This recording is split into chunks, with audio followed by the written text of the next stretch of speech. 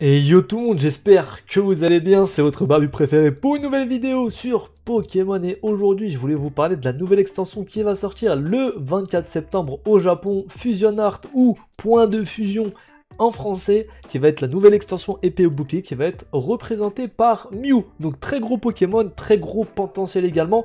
Je sais que dernièrement la série est un peu, comment dire, sous-estimée, je trouve, des avis que j'ai vus les trois quarts du temps. C'est une série qui va flop apparemment, qui serait pas terrible. J'ai un autre avis sur la question un peu plus nuancé, donc voilà, je voulais vous parler de tout ça dans cette vidéo. Comme d'hab, si vous appréciez le contenu et vous voulez soutenir, le petit pouce bleu et l'abonnement, comme ça on va taper ces 200 abonnés, ça ferait grandement plaisir. Donc on se retrouve sur Pokécardex pour parler de tout ça, donc avec le petit logo épée au bouclier, point de fusion. Donc là on a du coup les illustrations des boosters. Comme vous le voyez, on va avoir Ectoplasma VMAX qui est franchement terrible pour le coup.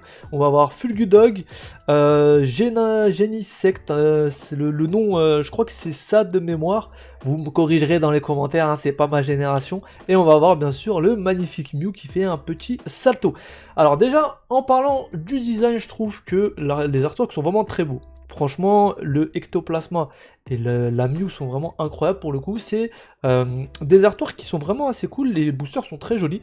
À garder blister, etc. Ça va être un truc qui va être assez cool. Les ETB sont vraiment incroyables. Donc là, on va avoir une ETB Poké Center et la basique qui est juste là. Donc les deux sont très belles. La nuance de bleu et de rose violacé, je trouve ça assez stylé pour le coup. C'est vraiment une collection qui, en termes d'apparence, me plaît beaucoup. Voilà, je trouve que vraiment, c'est le design est vraiment très joli. Donc, on va avoir également les builds de Battle Stadium, ce qu'on a tout simplement aux États-Unis. Donc, c'est un peu l'équivalent des packs de pré-release où il y a à l'intérieur plus de trucs. Donc, ça, de toute façon, on l'aurait jamais en France. On va avoir du coup là les packs de pré-release. Donc, je vous rappelle, dedans 4 boosters avec un deck qui contient tout simplement 2 exemplaires de chaque carte de l'extension, donc hormis bien sûr les ultras et les rares, et on va avoir derrière une carte promo qui va être tout simplement unique à cette extension là, donc on ne pourra pas avoir autre part que dans les packs d'avant-première. C'est vraiment un truc assez stylé, mais on peut avoir ça que dans les tournois, donc faut aller sur place dans les magasins et puis jouer. C'est la plupart du temps, ils les vendent pas comme ça. Voilà, avec le confinement, ça s'est un peu démocratisé, mais ça a stoppé là. Et perso, j'arrive pas à en trouver malheureusement, mais c'est vraiment le meilleur truc à ouvrir. Pour 20-25 euros, normalement, vous avez ça, plus 3 boosters. Mais il faut savoir que en ce moment, les magasins ne donnent plus de boosters en plus. Parce qu'en fait, c'est des. En fait, Poké Company offre des displays aux magasins, donc ils ne paient pas, pour tout simplement donner 3 boosters en même temps que du coup ce deck là, parce qu'ils préparent tout ce qui est tournoi, etc. sur place, et que ça met de l'animation dans la commune Pokémon, tout simplement. Et bah maintenant, au lieu de donner les 3 boosters, ils les gardent pour eux, les displays, et ils les vendent comme ça, voilà, les displays qu'ils reçoivent gratuitement. Ils ont augmenté aussi certains prix, enfin bref. Là n'est pas le sujet de la vidéo, mais bon, je trouve ça assez dommage que ce truc-là, là-bas, c'était un des trucs les plus rentables à ouvrir et les plus stylés, parce que tu pouvais jouer sur place et t'avais l'équivalent de 7 boosters pour 20-25 euros, et aujourd'hui, c'est plus le cas dans beaucoup de boutiques. Donc pour en revenir ici, on va avoir après tout simplement les tripacks, donc Evoli et Mentali en carte promo, terrible. Deux très belles cartes promo pour le coup, ça fait plaisir. On va voir également ces blisters là qui ne sont disponibles qu'aux US, nous on ne l'aura pas ici. Avec voilà la petite pièce Raikou qui était déjà dispo d'ailleurs chez nous sur les tripacks Noctali. Donc voilà. Et puis on va avoir du coup ici encore une fois les tripacks avec les 3 cartes, enfin les blisters avec les 3 packs chez eux et le portfolio du coup, voilà.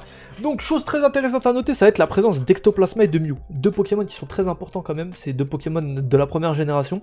Ectoplasma, c'est un peu le Pokémon emblématique quand même des premières versions, donc de la jaune, la bleue, la rouge et la verte. Ça va être vraiment un Pokémon incroyable, donc premier Pokémon à avoir 3 stades de type spectre, si je me souviens bien. Avec le petit câble Link, fallait faire l'échange pour l'avoir.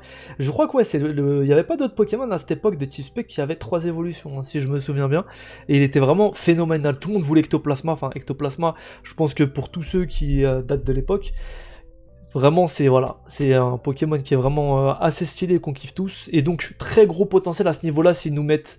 Déjà, là, va forcément y avoir la version Gigamax qui est plutôt stylée pour le coup. Mais s'ils nous mettent une petite alternate, peut-être Ectoplasma, avec aujourd'hui, ils savent bien faire des alternates avec un petit fond obscur, je sais pas, dans l'obscurité, dans une grotte ou dans quelque chose qui représente assez bien le Pokémon. Ça peut être giga stylé pour le coup et j'ai hâte de voir ça.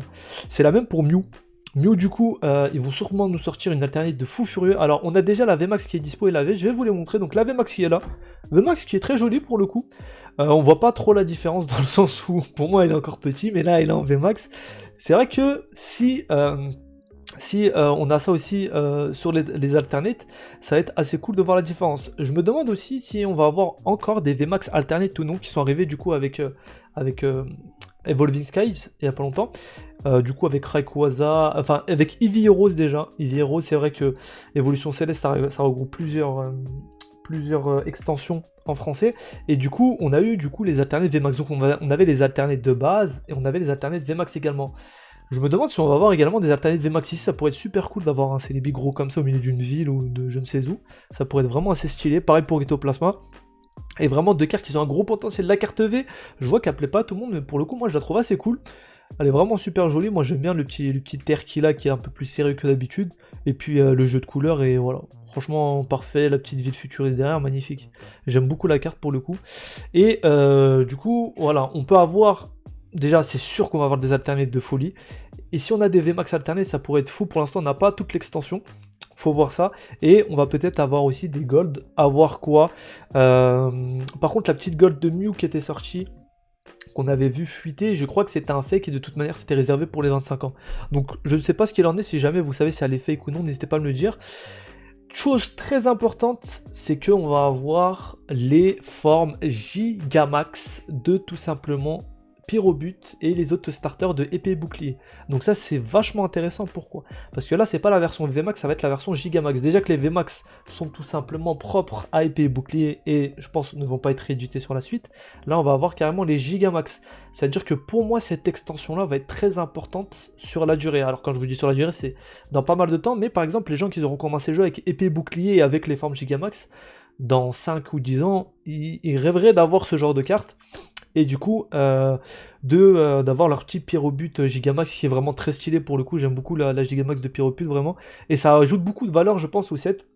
D'avoir du coup ces trois starters là en plus de Mew et d'Ectoplasma, donc il y a de quoi faire pour tout le monde en fait, hein. On a des Pokémon qui sont très importants pour la première gêne, donc Ectoplasma et Mew, et derrière on a aussi les starters, donc de épée et bouclier en Gigamax, ce qui permet d'avoir du très très lourd. J'ai hâte de voir s'il y aura des versions peut-être alternate de certains Pokémon, enfin j'ai vraiment hâte. Pour l'instant on n'a pas plus d'infos que ça, on sait qu'il y aura quelques Zolos qui vont apparaître, etc.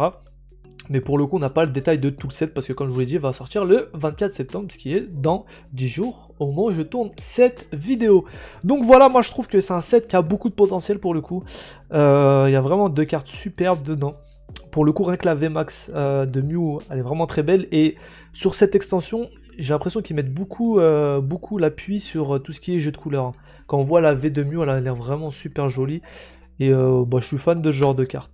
Donc n'hésitez pas à me dire dans les commentaires ce que vous en pensez. Moi je pense que même si ça sera pas au niveau d'Évolution Céleste, parce qu'Évolution Céleste c'est vraiment très très gros pour le coup pour moi. Après ça reste mon avis, c'est vraiment la plus grosse extension qui est sortie depuis 2-3 ans facile.